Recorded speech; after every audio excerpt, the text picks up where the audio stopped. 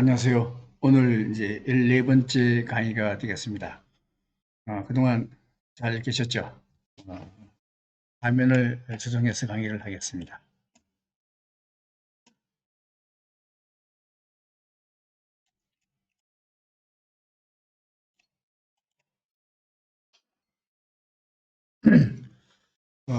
오늘 강의할 주제는 1997년도에 일어난 한국의 IMF 외환 위기에 대한 것이 되겠습니다. 그래서 그 내용은 한국의 외환 위기가 어떻게 발생되었는가, 그리고 어떻게 극복했는가 하는 문제가 되겠습니다. 그 전에 그 강의는 대공황, 1929년도에 일어난 대공황에 대해서 말씀드렸고, 그 뒤에 브레튼 우드 체제와 닉슨 쇼크에 대해서도 말씀드렸고, 그 다음에 일본의 버블 발생, 그 다음에 양적 완화와 질적 완화, 일본의 버블 붕괴와 아베노믹스까지 했었죠. 그래서 오늘은 이제 IMF 외환 위기에 대해서 말씀드리고, 그 다음에 아마 카드 대란과 IT 버블에 대해서도 그 다음 강의 때 말씀드리겠습니다. 그 뒤로도 계속 경제 강의, 금융 강의가 이어지도록 하겠습니다. 오늘 강의는 한국의 IMF 외환 위기인데요. 원래 이 한국의 IMF 외환 위기는 동남아에서부터 시작을 합니다. 그래서 동남아가 외환 IMF 체제로 가면서 이게 전이돼서 한국의 IMF로 가게 되는 거거든요. 그래서 그 이름을 정확히 붙인다면은 동아시아 외환 위기가 되겠습니다. 원래 그 1929년부터 올해까지 계속 경제 위기가 있었습니다. 그 경제 위기를 분류해 보면은 아마 1929년도하고 올해는 종합적인 그러한 경제 위기이고요. 그 다음에 1990년도에 발생한 일본의 버블 붕괴하고 2007년에 일어난 미국의 리만 브라더스 사태, 글로벌 국제 금융 위기죠. 이것은 금융 위기입니다. 금융 위기라고 하는 것은 뭔가 하면은 은행이 과도하게 개인이나 기업들한테 대출 많이 해줘가지고 빚 때문에 일어난 게 바로 금융 위기가 됩니다. 이게 은행 때문에 일어난 것이죠. 그 다음에 외환 위기인데요. 외환 위기는 1997년도에 일어난 동아시아 외환 위기하고 2015년, 16년도에 일어난 중국의 외환 위기인데 이것은 달러가 부족해서 일어난 것들입니다. 그다음에 유럽의 재정 위기, 2010년에서부터 2012년에 일어난 유럽의 재정 위기는 국가가 너무 많은 빚을 져서 그렇게 일어난 위기였죠. 그래서 위기의 대처 방법은 금융위기일 경우에는 은행에 돈만 주면 돼요. 이 해결됩니다. 그 다음에 외환 위기일 경우에는 달러가 부족하거든요. 그래서 달러만 채워주면 돼요. 그러니까 우리나라가 달러가 부족하다 그러면 미국이나 외국에서 IMF에서 달러만 우리한테 공급해주면 위기는 벗어날 수가 있는 겁니다. 재정 위기는 국가가 빚이 많기 때문에 국가의 빚을 처리만 해주면 돼요. 그래서 이 모든 은행 문제로 집결이 되는 겁니다. 그래서 은행이 제대로 잘 돌아가야 위기가 해결되는 거거든요. 그래서 동아시아 외환 위기는 바로 달러가 부족해서 일어난 위기가 되는 겁니다. 동아시아 외환 위기 가정은요, 먼저 동남아시아, 그 태국이나 인도네시아에서 외환 위기가 발생이 돼요. 이 외환 위기가 어디로 넘어오는가 하면요, 한국으로 전이가 돼요. 그래서 한국이 IMF 구제금융을 받았고요. 그 다음에 한국의 IMF 외환 위기가 어디로 전파가 되는가 하면요, 브라질이나 러시아, 아르헨티나로 전파가 돼요. 그래서 이 나라들도 IMF 지원을 받게 되는데, 물론 러시아는 그냥 IMF 지원도 안 받고 배째라 한 모라토리움 선언을 해버리거든요. 일단 이런 과정을 거치는데 이거는 다르게 말하면은 세계가 전부 다 한데 묶여있기 때문에 어디 한 군데에서 문제가 발생하면은 다른 데로 전이가 된다는 사실입니다. 그래서 먼저 그 상세한 내막부터 한번 볼게요. 먼저 우리나라의 경제 발전 과정입니다. 우리나라의 경제 발전 과정을 보면은 박정희 시대에서 1960년대는 경공업 중심의 성장을 했습니다.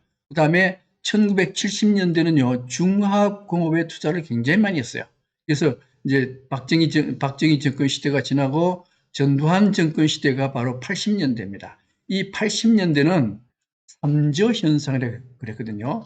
이 삼저는 뭔가 하면 먼저 유가가 굉장히 떨어졌어요. 얘를 이제 얼마나 떨어졌는가 하면은 원래 그 1970년대에 오일 쇼크가 일어났잖아요.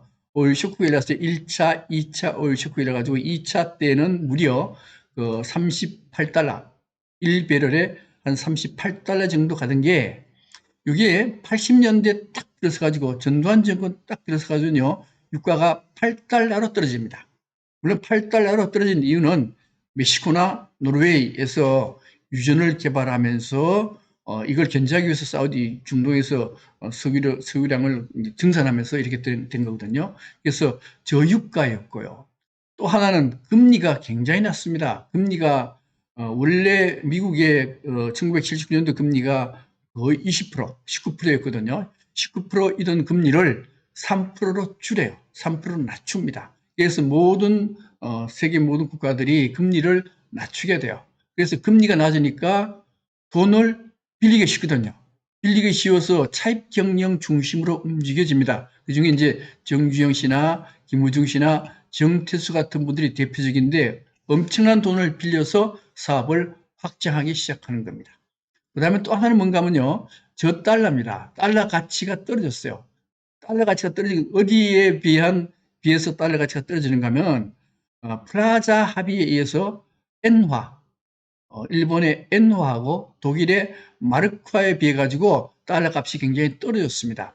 이 떨어지는데 문제는 우리한테 좋은 거는요. 엔고가 굉장히 좋아요. 왜 그런가 하면은 일본하고 우리는 수출 경쟁국인데 일본이 엔고가 되면서 수출이 잘 안 됩니다. 그래서 우리나라는 그 대신 일본하고 경쟁하는 것들이니까 수출이 굉장히 증가해요.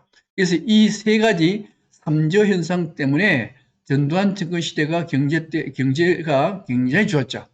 자, 그리고 난 뒤에 90년대 김영삼 정권이 들어서게 됩니다.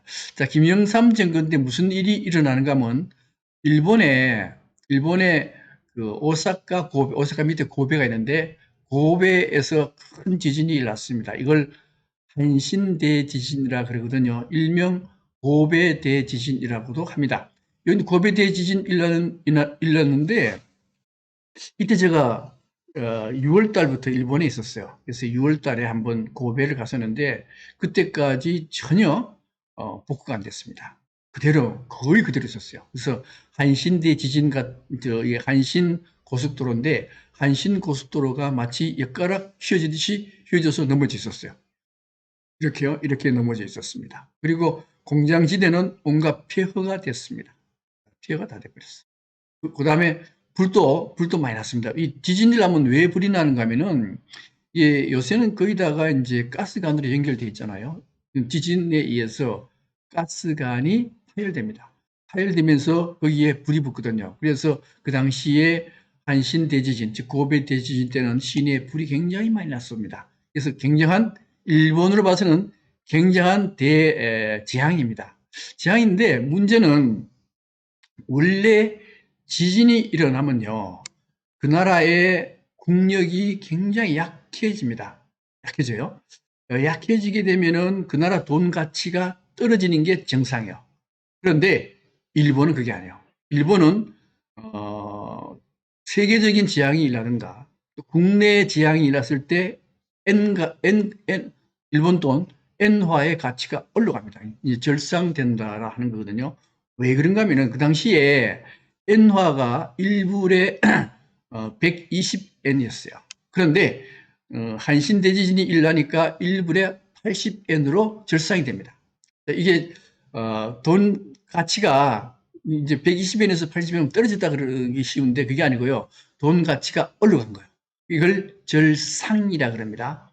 엔화 절상이 됐어요. 왜 그러냐? 한 나라의 지향이 일려면은 그 나라의 돈 가치가 떨어져야 되는데도 불구하고 일본은 돈 가치가 올라가는 이유가 뭔가 하면은 일본은 1970년대, 80년대 무역 흑자가 엄청나게 났습니다. 이 무역 흑자를 전부 외국으로 돈을 달러를 가지고 외국에 투자를 했어요. 미국의 국채를 사기도 하고 엠파이어 스테이트 빌딩도 사기도 하고 록펠러 빌딩도 사고 해서 투자를 엄청나게 했는데 얼마나 했느냐? 8조 달러를 했습니다. 엄청난 돈이죠.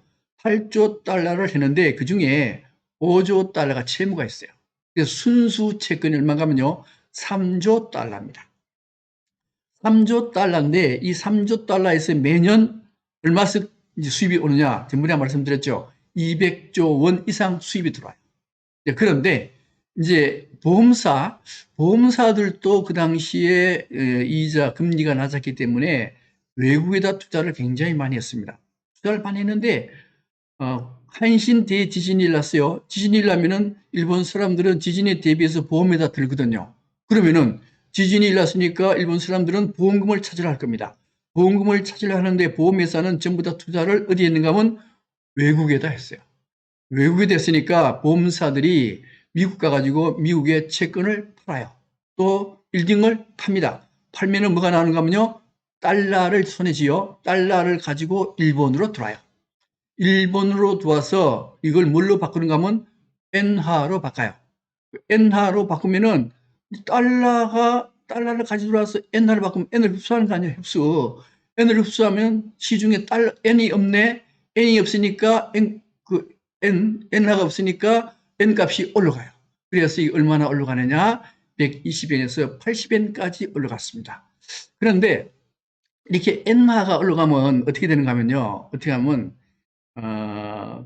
이게 엔화 같이 볼까요? 이게 프라자 합의 이전에는 308엔 하다가 그 다음에 1980년대쯤 되면은 이게 1불에 250엔 냈어요. 250엔 하다가 프라자 합의에서 120엔으로 떨어졌습니다.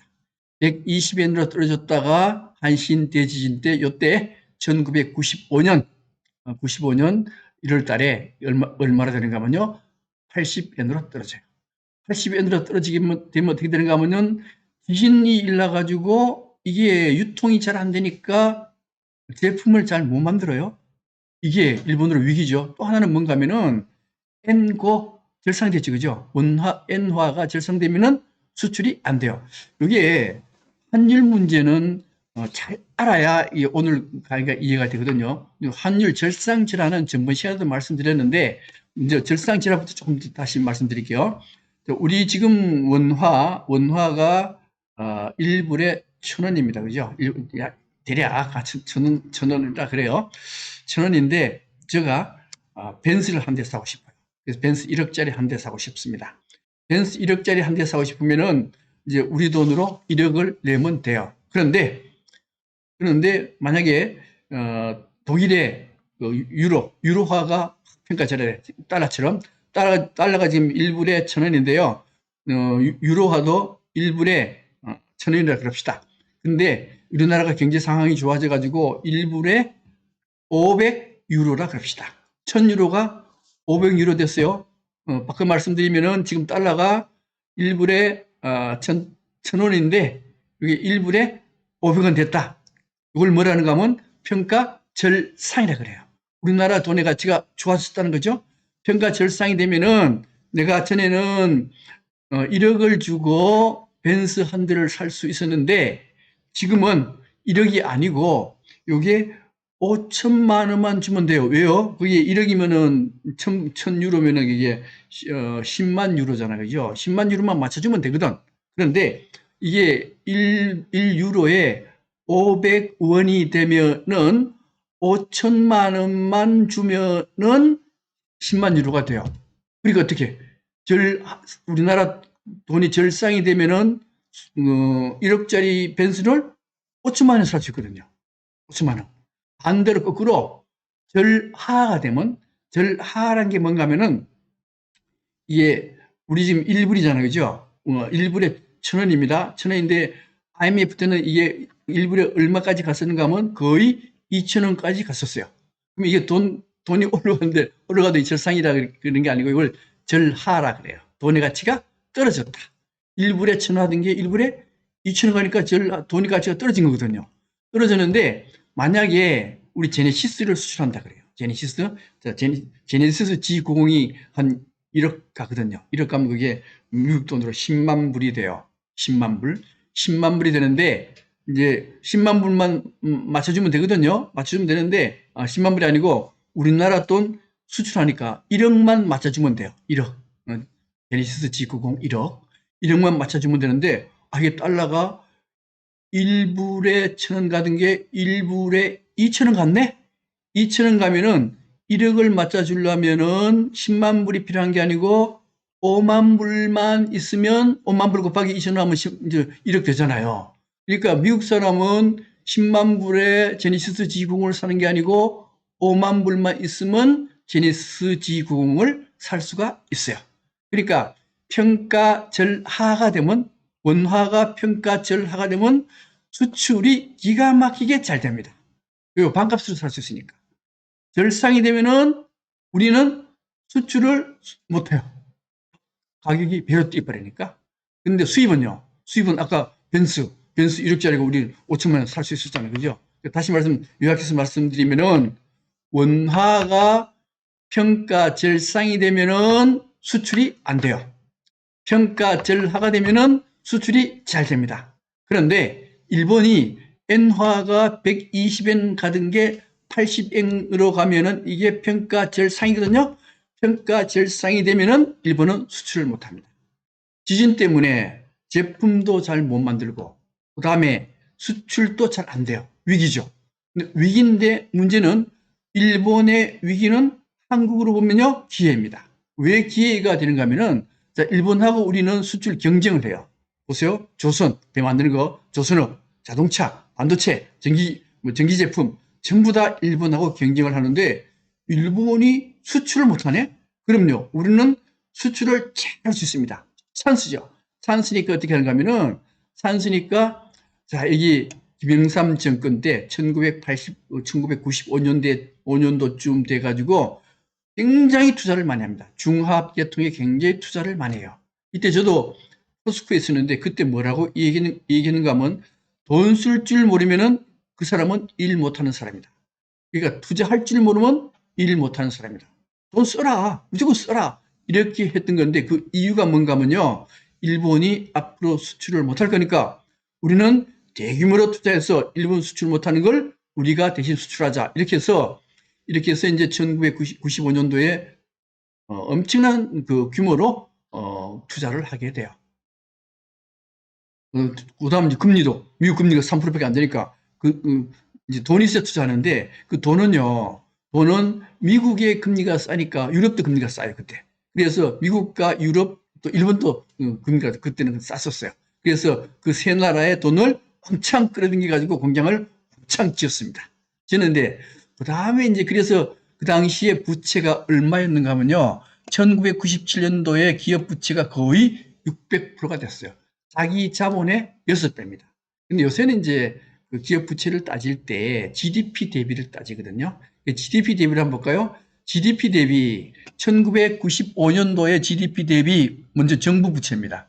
정부 부채는 그 당시에 7.5%밖에 안 됐어요. 지금은 몇 프로예요? 지금은 거의 45%에 가까이 됩니다. 예, 그러니까 우리 이때 IMF를 맞는데 IMF 맞을 때 1997년도에 IMF 맞을 때도요 거의 8%가 7.5%밖에 안 됐어요. 그러니까 IMF 외환 위기를 맞는 것은 정부 부채하고는 사실은 관계가 없습니다. 그다음에 가계부채입니다. 가계부채도 얼마였는가 하면은 지금은 가계부채가 100%예요. 거의 100%입니다. 그런데 그 당시에 가계부채는 얼마였는가 하면요 한 42% 정도. 얼마 안 됐어요. 지금의 반도 안 됐습니다. 근데 기업 부채입니다. 기업 부채는 GDP 대비 100%가 넘었어요. 100% 넘었습니다. 그래서 이때 부채가 엄청나게 많았다라 하는 겁니다. 그런데 지금 1920년, 2020년 올해 기업 부채가요, 우리 IMF 때 당시의 기업 부채가 비슷하게 됐습니다. 좀 위험한 상태입니다. 일단 여하튼 일본의 한신 대지진을 기회로 도약할 단계다, 도약할 찬스다 해가지고 엄청나게 빚을 내서 그 빚도 무슨 빚인가 하면 그 위험하다고 하는 달러 빚, 그 다음에 유로화 빚, 그 다음에 엔화 빚이었습니다. 외자를 빌려서 이제 이렇게 빚이 왕창 들어서게 빚을 지게 된 거죠. 자, 그리고 난 뒤에 그런데 이제 그 중에서 가장 대표적인, 그러니까 IMF의 트리거, IMF의 방아쇠를 당긴 사람이 누군가 하면요, 바로 한보그룹의 정태수란 분이었어요. 정태수 회장인데, 이 정태수 회장은 어떤 분인가 하면은 1923년도에 진주에 태어나가지고 이제 세무공무원 했던 분이요. 했는데 나중에 이제 한보 철강을 지는데 빚을 얼마나 졌는가 하면은 자기 자본은 한 2,300억이라는 사람도 있고, 대략 1조 원 정도 된다는 분도 있어요. 근데 KBS 나온 거 보면은 자기 자본은 2,300억 밖에 안 되는데, 빚은요, 거의 5조 가까이 빚을 졌습니다. 엄청난 부채 비율이죠. 부채 비율입니다. 그래서 한보 상태를 잠깐 볼게요. 한보 상태를 보면은 이제 정태수 한보 그룹의 회장님은 처음에 이제 세무공무원을 한 20년 했어요. 20년 하다가 점쟁이가 뭐라고 하는가 하면은 당신은 땅과 관련된 일을 하면은 아마도 큰 재벌이 될 것이다. 그렇게 얘기를 들어요. 그래서 지금 정태수 씨가 세무공무원을 하면서 탄광을 개발해요. 탄광 개발해서 큰 돈을 남깁니다. 물론 땅 관련되죠. 큰 돈을 미천을 해가지고 뭘 만드는가 하면요. 음마 아파트를 만들어요. 이 음마 아파트인데 이 음마 아파트 세대가 4,400세대입니다. 돈이 없으니까 이제 빚을 전부 냈지. 빚으로 이제 지은 겁니다. 짓는데 그 당시에 이 대치동, 지금 대치동이잖아요. 그죠? 대치동 음마 아파트가 있는 부근은요, 1979년도에는 허벌판이었어요. 여기 보면 이게 논입니다. 앞에도 논이고, 뒤에도 논이고, 허벌판에 음마 아파트, 원래 이름은 한보 음마 아파트입니다. 음마 아파트를 지어가지고, 여기에 원래 부도 위기에 몰렸었는데, 강남 바람이 불면서 이게 완전히 다 분양됐어요. 큰 돈을 벌었죠. 큰 돈을 벌어가지고, 그 다음에 강남에 또 미도 아파트를 또 건설해가지고 큰 돈을 또 벌어요. 큰 돈 많이 벌었죠, 그죠? 많이 벌고 난 뒤에는 또 어디 가서 아파트를 짓는가 하면 수서지구에 아파트를 건립하는데 문제는 이 수서지구가 녹지지구였습니다. 녹지지구이기 때문에 원래 아파트를 건립을 못해요. 그런데 이 로비의 이 정태수 회장은 로비의 귀재입니다. 로비의 귀재가 돼가지고 온갖 꼰대 로비 다 해요. 정치권 무슨 뭐 그다음에 공무원들 다 로비하고 노태우 대통령한테까지 로비했어요. 로비해가지고 돈을 얼마 주는가 하면 150억 원을 줬어요. 150억 원이 이제 나중에 밝혀진 거지. 줬는데 근데 이제 이게 막 그 국민들이 분노를 하네. 왜요? 녹지지구에 아파트 못 짓게 되는데 어떻게 해서 아파트 짓게 됐냐? 조사해라. 그러니까 노태우 대통령이 철저히 조사해라. 근데 이 비리의 본체, 로비의 본체가 누군가 하면 노태우 대통령이거든요. 그런데 조사라요. 철저히 조사라. 그래서 조사했는데 뭐 단시간 내에 조사해가지고 아무 문제 없다라고 결론이 났습니다. 났는데 이제 이때 그 수서지구에 아파트 짓어 건립해가지고 또 돈을 벌었어요. 그리고 돈을 벌고 난 뒤에는 이제 그걸 미천을 해가지고 은행으로부터 대출을 엄청나게 받습니다. 엄청나게 받아가지고 문어발 확장을 해요. 그래서 22개의 계열사가 생기는데 그 중에서는 시베리아 가스전도 구입하고 그다음에 상하 제약 바이오죠. 제약도 참여하고 그다음에 제철소도 건립하고. 근데 이제 나중에 점쟁이가 뭐라 그러는가 하면요. 이제 당신은 이제 땅은 됐다. 땅은 되는데, 그다음에는 쇠로 가면은 더 큰 부자 된다. 이게 오행에 목화 토금수 토 다음에 금이거든요. 그래서 당신은 토는 됐고 그 토의 도움을 받아가지고 토의 도움 받는 게 금이거든요. 쇠 사업을 하면은 큰 재벌이 될 것이다. 그래서 뭐 어디 이제 당진 제철소를 건립하게 돼요. 건립하면서 국회라든가 정관기에 뭐라고 얘기하는 거면 1조만 투자하면은 10조 가치의 철강업을 만들어낼 수 있다. 근데 이게 이제 이 철강업을 투자한 이유도 그거요. 일본 고베 대지진, 한신 대지진 때문에 일본이 철강업에 굉장히 약화되거든요. 그러니까 이게 찬스를 본 거예요.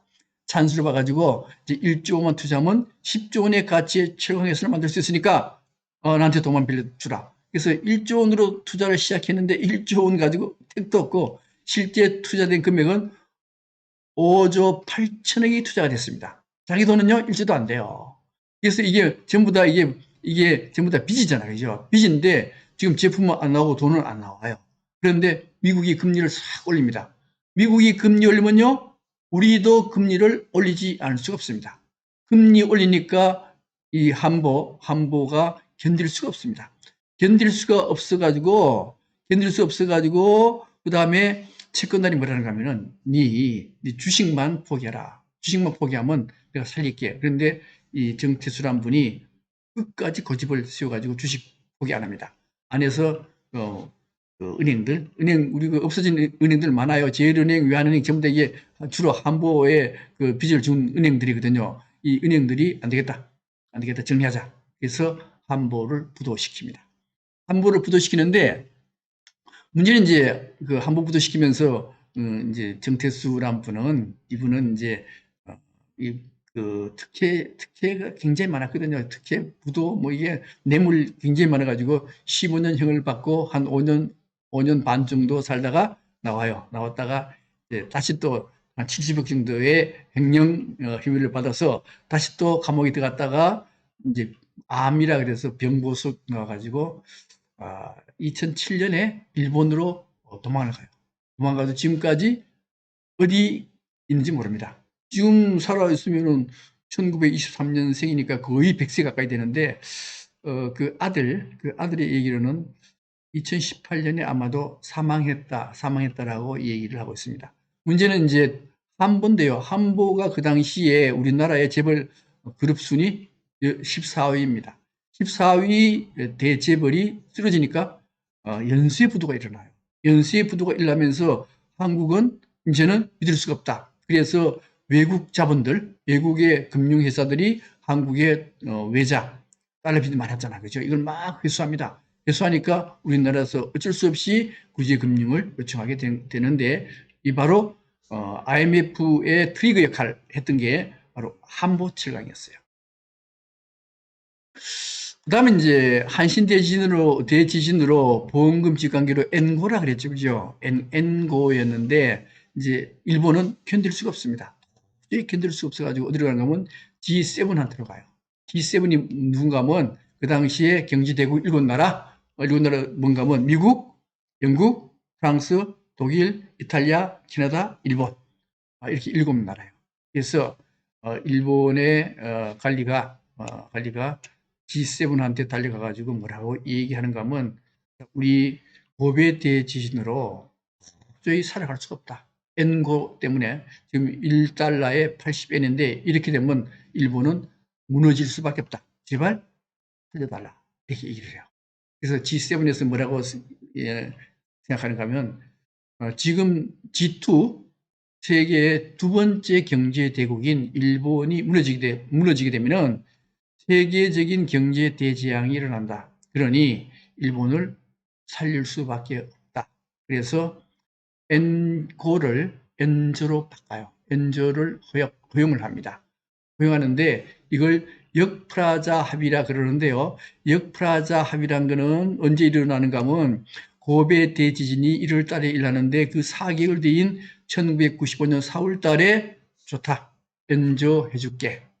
그런데 이게 비밀입니다. 이런 거 알려지면요. 헤지펀드가 달려들어가지고 돈 다 빼먹어요. 그렇기 때문에 극비로 해서 엔저 허용을 해줍니다. 그래서 한 1997년도쯤 되면은 이제 우리 IMF가 터질 때쯤 되면은 엔고에서 엔저로 돼버려요. 80엔이던 것이 이게 120엔도 넘어가지고 147엔으로 돼버렸네. 그럼요. 그럼 어떻게 돼요? 우리는 일본에 엔고가 일어나서 일본이 수출을 못할 것이다. 그래서 우리가 일본 대신 수출해서 돈 벌자 해가지고 엄청난 투자를 했는데 이게 일본이 오히려 엔저가 돼서 일본이 수출이 잘 되네. 일본이 수출이 잘 되면요, 한국은요 수출이 잘 안 되는 겁니다. 그래서 굉장히 달러가 부족하게 돼요. 달러가 부족하면은 어떻게 돼요? 외국이 한국이란 나라 이제 불안하다.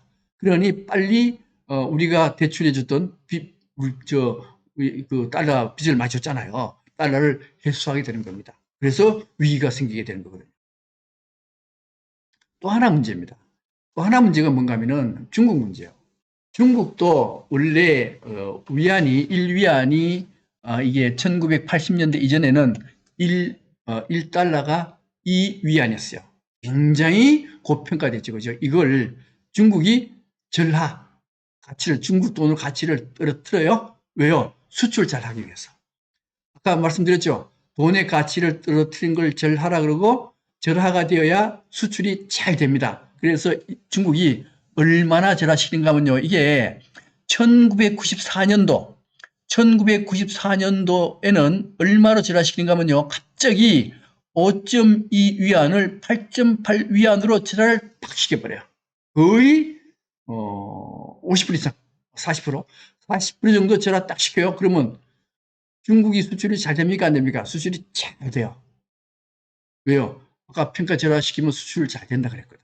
근데 문제는 중국하고, 이게 중국이죠? 중국하고 동남아가 있는데 중국하고 동남아는 수출 경쟁 국가입니다. 경공업의 수출 경쟁 국가예요. 그래서 중국이 수출이 안 되면은 동남아가 수출이 잘 돼요. 그래서 중국이 수출 안 될 때 동남아가 수출이 잘 되어서 아시아에 떠오르는 용 네 마리 이렇게 되어 있겠잖아요. 그죠?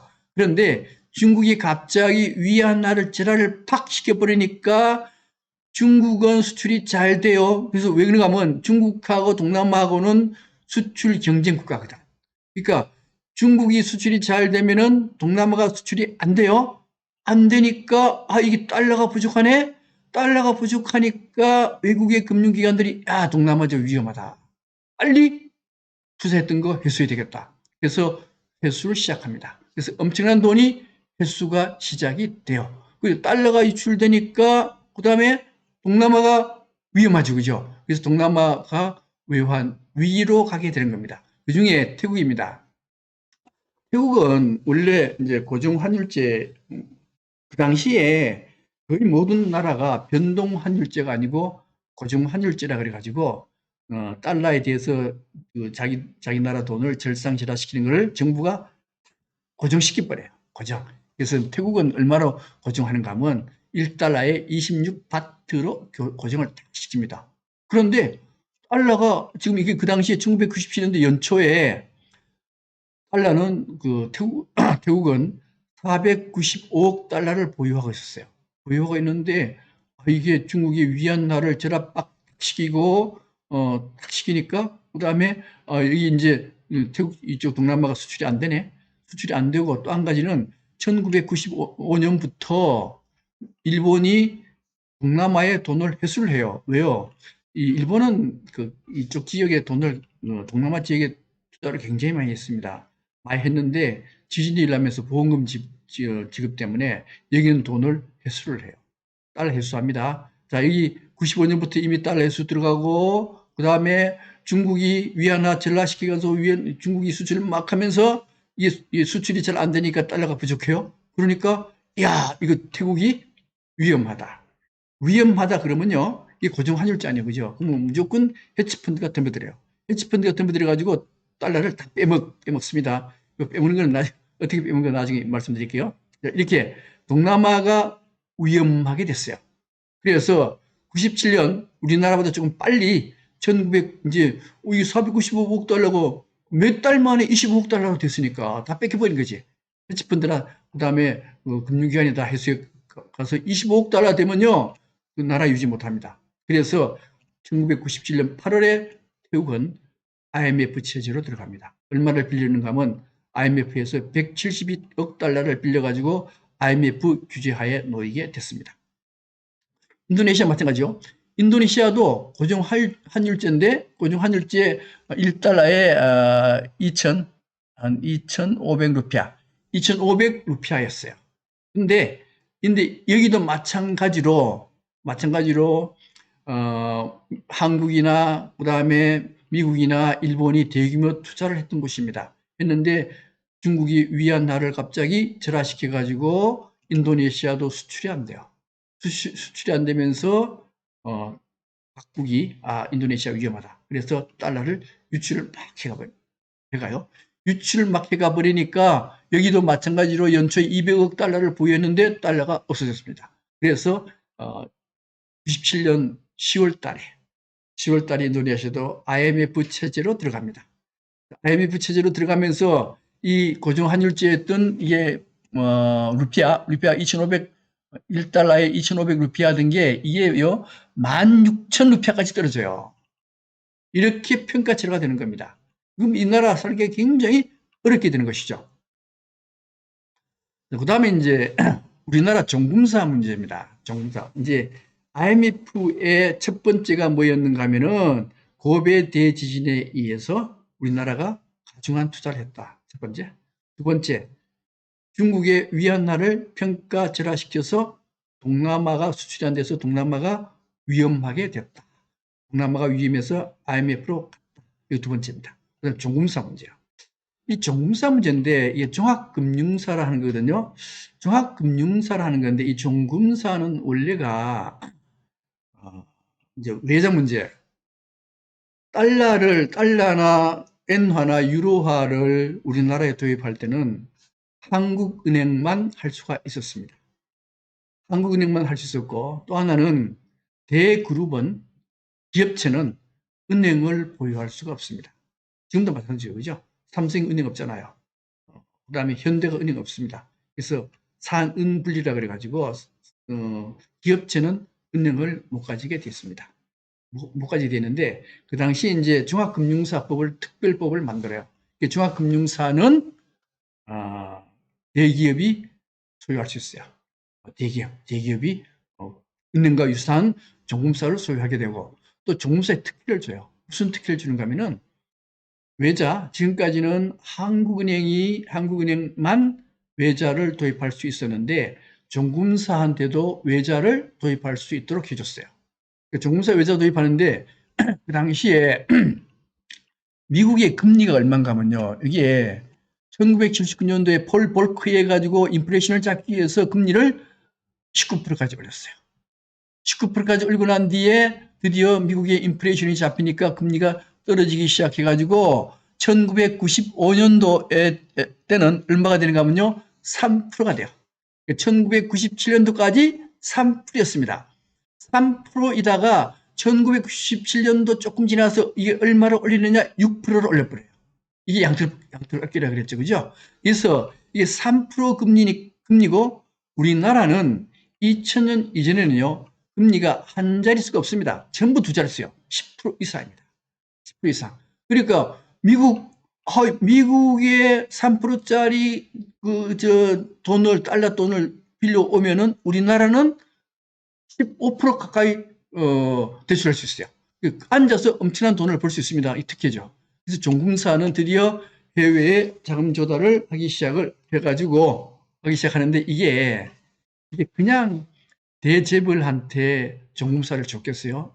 이게 전부 다 정관계 로비에 의해서 이루어지는 겁니다. 이걸 일명 관치라 그러는데 관에 의해서 통치한다. 관치 계통이었죠. 그래서 엄청난 부조리가 여기에 있었던 겁니다. 그 다음에 이제 또 한 가지는 부채 대출을 받을 때 외자 도입할 때 장기로 도입하는 방법이 있고 단기로 도입하는 방법이 있어요. 근데 이 차이가 뭔가 하면은 우리 그 은행 가면요 정기 예금하잖아요. 그죠? 정기 예금할 때 1년 정기 예금하는 거하고 3년 정기 예금하는 거하고 금리가 틀립니다. 1년 정기 예금하면은 1%라고 하면은 3년 정기 예금하면은 3%가 돼요. 왜 그런가 하면은 3년 동안 내가 은행에 맡겨놓고 내가 돈을 못 쓰니까 이게 내가 불리하잖아요. 그죠? 3년 동안 무슨 일이 일어날지도 모르는데 그 안에는 돈을 못 찾거든요. 그러니까 위험 부담 때문에 금리는 기간이 길면은 금리가 높아요. 기간이 짧으면요, 금리가 굉장히 낮아요. 그래서 미국에서도 마찬가지입니다. 단기 금리는 굉장히 낮아. 3%밖에 안 돼. 장기 금리는 5, 6% 돼요. 그러면 어떤 걸 빌리겠어요? 단기금리를 빌리려고 그러죠. 단기금리. 그래서 종금사가 빌릴 때 단기금리가 거의 60%였어요. 60%. 근데 그래서 빌린 돈, 단기는 42%. 왜요? 왜 단기가 많았느냐? 이건 1년짜리거든요. 1년 내에 갚아야 돼. 갚아야 되는데, 이게 60% 가까이 된 거는 금리가 싸니까. 그런데 이 전체가 얼마인가 하면 거의 1,000억 불이 되고, 어떤 차례는 1,500불로도 나와요. 일단 이렇게 종금사가 싸게 단기 금리를 주로 빌리게 되는 이유는 거기에 있습니다. 그다음 이제 동남아 이제 이 돈을 빌려 가지고 우리나라에 투자하는 것보다가요 동남아나 소련에 달러를 투자하는 게 훨씬 더 이익이 높아요. 왜 그런가 하면은 자 미국에서 외자 도입을 합니다. 아까 말씀드렸죠. 장기 외채는 5% 높아요. 미국이 우리나라한테 3년 동안 빌려줄게. 그러면 금리 높여야죠. 3년 동안 한국이 어떻게 될지도 모르는데, 그죠? 근데 1년, 그럼 금리가 낮아요. 3%. 그러니까 3%인데, 요게 1년짜리 빌려가지고 매년 1년 지나면 연장돼요. 이걸 롤오버라 그러거든요. 계속 연장하니까 단기 빌려가지고 계속 연장하면은 3년짜리 빌린 거와 똑같아요. 그러니까 전부 다 단기로 빌린 거예요, 이게. 단기로 빌렸는데 종무상 단기로 빌려요. 이걸 어디다가 투자하는가 하면 동남아나 소련에 투자하면은 엄청난 이익을 봐요. 우리나라보다 더 이익이 많아. 왜 그런가 하면 그쪽에는 우리나라보다 발달이 덜 됐으니까 금리가 높아요. 그래서 기준금리가 15에서 20% 정도 되거든요. 그러면 단기 대출 금리는 어쨌든 적게 받아도 20%는 받아. 단기 대출 금리는 25% 받아. 그러면 빌려줄 때는 뭘로 빌려주는 게 좋은가 하면 장기로 빌려주는 게 좋은 거예요. 장기로. 그럼 보세요. 단기로 3%를 빌려가지고 여기에 어디로 가는가 하면 장기로 25%로 빌려주면은 1년에 얼마 남아요? 22% 남아. 앉아서 떼돈을 버는 거예요, 이게. 이 종사만 설립하면은 이게 떼돈을 버니까 1904년하고 1906년에 종무사 몇 개 생긴가 하면요. 23개가 생겨요. 이때. 전부 합해서 30개입니다. 30개인데 이게 주로 부산 경남 지역의 종무사가 제일 많이 생겨. 그 당시 정권이 경남 부산의 김영삼 정권이었거든요. 그래서 이때 이제 종무사가 우후죽순으로 생기고 우리나라의 가장 좋은 직업이 어디냐? 직업이 종무사였어요. 종무사가 최고의 직업이었습니다. 최고의 직업인데 그 이유는 앉아서 떼돈을 벌거든. 근데 이게 재벌마다 하나씩 종무사를 다 같이 있었어요. 대기업마다. 기가 막힌 거지 그러니까. 근데 이제 이렇게 됐는데 아까 말씀드렸듯이 중국이 갑자기 위안화를 평가절하해요. 5.2위안에서 8.7위안으로 갑자기 절합니다. 절하니까 동남아가 수출이 안 되네? 수출이 안 되니까 달러가 부족해요. 달러가 부족하니까 이게 동남아 위험하다. 위험하다. 그러니까 달러를 회수를 해요. 회수하는데 문제는 종금사가 어떻게 했어요? 종금사가 단기 외채를 빌려서 장기 대출 3년짜리를 줬어요. 그러면은 대출 회수가 안 되죠. 왜요? 3년 기다려야 대출 회수가 되는 거예요, 이게. 3년 기다려야 대출 회수가 되는데 문제는 우리나라도 외국이 보기에는 한국이 위험하다. 이렇게 보는 거예요. 한국이 위험하다라고 하니까 외국의 금융기관, 일본이나 유럽이나 그 다음에 미국의 금융기관이 우리나라의 달러를 회수를 합니다. 회수하는데 문제는 빌려줄 때 뭘로 빌려줬는가 하면요. 단기 외채 1년짜리로 빌려준 거예요. 1년짜리로 빌려줬으니까 이 만기가 막 닥칠 거 아니에요. 닥치니까 갚아줘야 돼요. 종금사가 갚아줘야 되는데 문제는 종금사는 단기 외채를 빌려가지고 동남아나 한국에 3년짜리 빌려줬네? 3년짜리 빌려주니까 종금사가 돈이 없는 거예요. 종금사가 돈이 없으니까 돈이 없으니까 금융기관이 파산하게 됩니다. 금융기관이 파산하게 되면은 기업도 도산해요. 기업도 도산하게 되어서 결국 나타나는 게 뭔가 하면 IMF 체제로 가게 되는 겁니다. 이렇게 된 거예요. 그러니까 한국이 IMF로 간 가장 큰 문제. 가장 큰 문제는 바로 정금사의 자금 운용 관계였습니다. 그 다음 이제 고정환율제도 문제입니다. 고정환율제.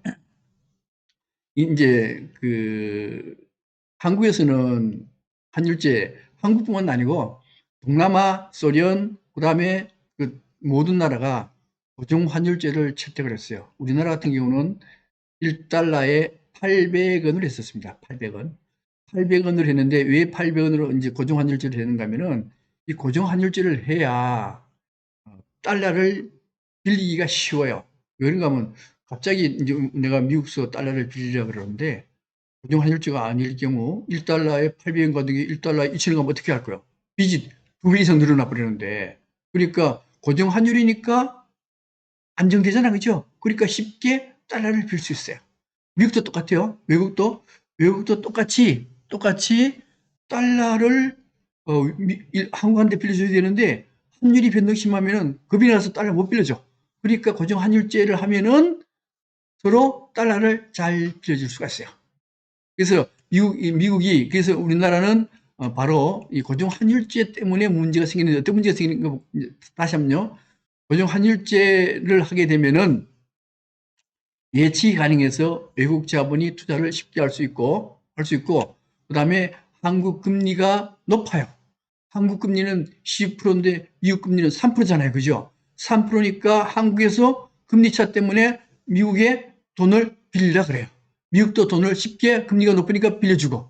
그래서 우리나라는 저금리로 외자 도입을 굉장히 많이 도입한 겁니다. 또 한 가지는 왜 1달러를 활력불로 했는가 하는 문제인데요. 사실 이게 고평가됐죠. 그죠? 지금도 환율이 1달러에 그 당시보다 경기가 훨씬 좋아졌는데도 불구하고 1달러에 1,100원 정도 가잖아요. 원래는 그 당시에는 아마 한 1,500원 정도, 1달러에 1,500원 정도 가야 될 터인데 만약에 1,500원 정도 가면 어떤 현상이 벌어지는가 하면요. 수출이 잘 돼요. 수입이 잘 안 되고. 그러니까 달러가 부족한 게 없어지죠. 그런데도 불구하고 이렇게 고정환율제로 한 이유는 아까도 말씀드렸듯이 돈 빌리기 쉬워서. 첫 번째, 돈을 잘 빌려야 공장을 많이 질 수 있으니까. 두 번째는 뭔가 하면요. 이게 그 당시에 김영삼 정권 때 내세운 것 중에 하나가 뭔가 하면 국민소득 1만 불실이었어요. 국민소득 1만 불실인데 이게 만약에 환율이 1달러에 정상적으로 1,500원 갔다 그러면은 국민소득이 1만 불이 아니고 5천 불밖에 안 돼요. 그러면 이게 선전이 잘 안 되지. 그러니까 이거 정치권의 대외 가시형으로 고평가된 환율제를 채택했던 겁니다. 이게요 굉장히 큰 독소입니다. 나중에 헤지펀드가 덤벼들어가지고 돈을 우리나라 돈을 다 빼가는데 바로 이런 문제 때문에 그래요. 그래서 이제 한국에서 이 고환율이다 그래가지고요. 이게 한국에서 달러가 이제 고환율이고 동남아 외환 위기가 생기고 그 다음에 일본의 한신 대지진이 생기니까 일본도 돈 회수하고 그 다음에 우리나라도 수출이 안 되니까 이게 외국서 돈을 회수하게 되면서 달러가 부족하고 그래서 IMF로 가게 된 겁니다. 이제 그러니까 IMF로 간 이유 세 가지 말씀드렸죠, 그죠? 첫 번째가 한신 대지진 때문에 중화계통에 너무 많은 투자를 했다. 빚으로 너무 많은 투자했는데 이게 역프라자 합의에서 엔저가 되면서 우리가 수출이 어렵게 돼가지고 이게 IMF로 갔다. 첫 번째. 두 번째는 뭐였어요? 두 번째는 중국의 위안화. 중국의 위안화가 평가절하되면서 중국과 수출 경쟁하던 동남아가 위험에 빠지고 이게 IMF로 갔습니다. IMF로 가면서 여기에 정금사가 동남아에 엄청난 투자했는데 거기서 달러를 회수를 못해요.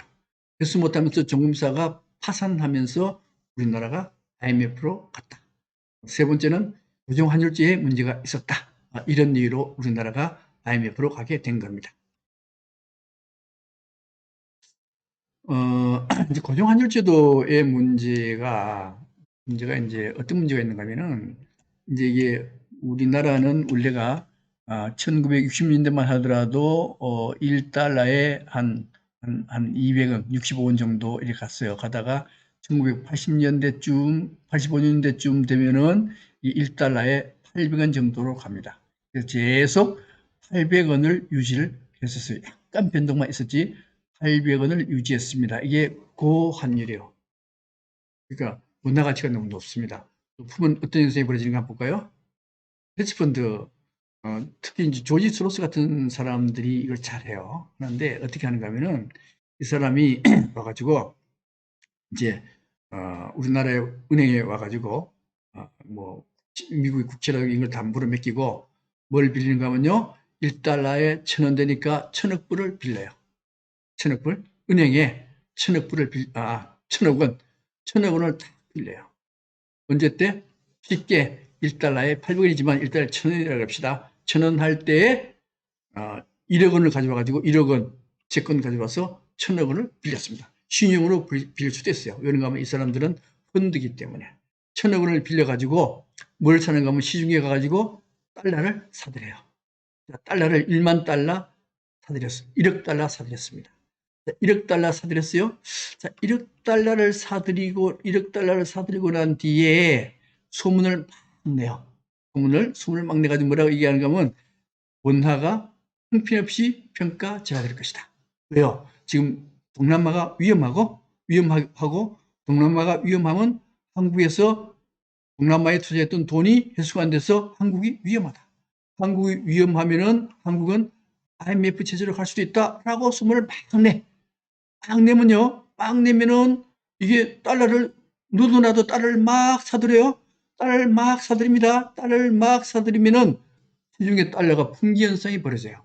풍기 현상이 벌어지면은 자 1불에 800원으로 고정이 되어 있죠. 1불에 800원이 고정이 되어 있으니까 여기에 중앙은행이 그걸 한국은행이 그때 당시 돈을 얼마 가지고 있었는가 하면 250억 달러를 가지고 있었다 그래요. 근데 미국에서 야 정말로 250억 달러인지 한번 확인해 보자 하니까 확인을 못 해준다.